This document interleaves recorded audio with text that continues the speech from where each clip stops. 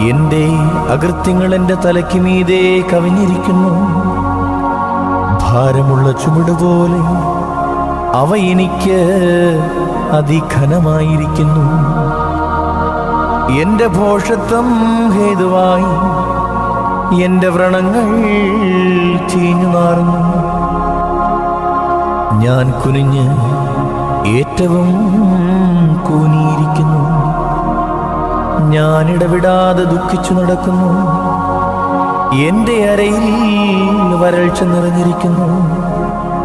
എന്റെ ദേഹത്തിൽ സൗഖ്യമില്ല. ഞാൻ ക്ഷീണിച്ച് അത്യന്തം തകർന്നിരിക്കുന്നു.